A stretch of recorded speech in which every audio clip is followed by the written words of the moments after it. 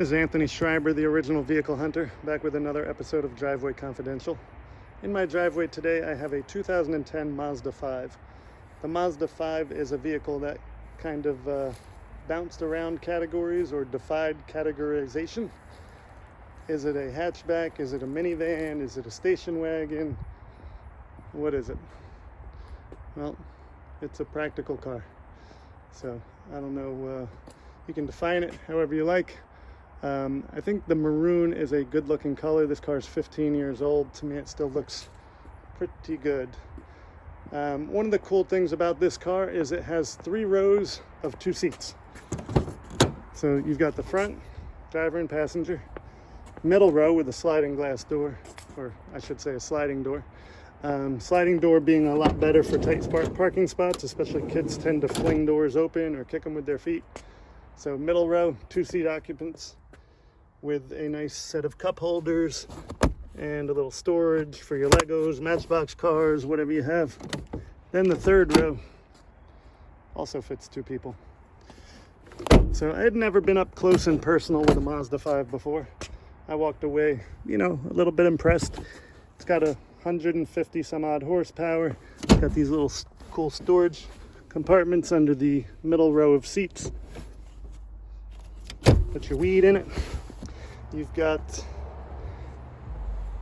a 2010 here, so we're still on CDs, but they did have the auxiliary input. If you want to plug in a phone, you have the auxiliary input, and you've got your charger. Now, when you put your third row of seats down, you see the utility of this vehicle. Do I even know how to put my third row of seats down? Yes, I'm gonna do it with this pull cord. So now you have seating for 4, but plenty of space in the back to pack whatever you need to pack. So this car is really very versatile, very utilitarian. It's a Mazda. They tend to be a nice little sporty ride. It's underpowered, it's loud on the highway, but it's reliable, it's economical. And to me, this is a pretty good looking car. You got nice aluminum wheels on there. It is well designed, well laid out, seemingly very thought through. And as a guy who admires Japanese cars and their efficiency, this one kind of fits that mold very well. So got the little switchblade key on there. Let's get inside this baby. Got a nice steering wheel, cruise control on the steering wheel, as well as audio controls on the steering wheel.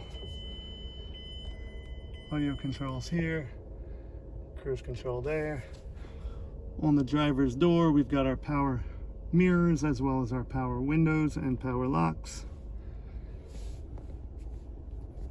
Very simple interior, 2 cup holders, storage right next to the right between the driver and the passenger. We've got our temperature control right above the shifting, and we've got our audio controls. Up here we've got our hazard lights, buttons to set the clock. Over here we've got a very cavernous glove box. Decent interior for the year. I'm not sure I love the texture on the doors and the seats, but it's a 2010. The car has a very nice greenhouse. There's not a lot of things blocking the vision of the driver. So, pretty nice car to sit in the cockpit of and confidently pilot around wherever you need to go. Take a look under the hood.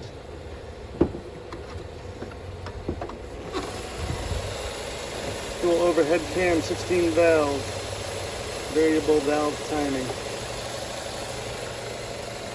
Plenty of room in here. You need to get your hands in there to work on something.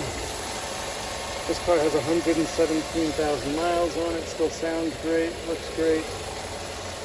So this car, 117,000 miles. It has a timing chain, not a timing belt, so there's no big maintenance up on the horizon. It does have over 100,000 miles, so maybe some suspension bits, ball joints or bushings or things like that in the future.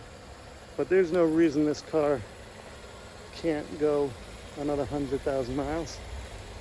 And this car is going to the sister of one of my neighbors. And hopefully they will have a long, happy life together.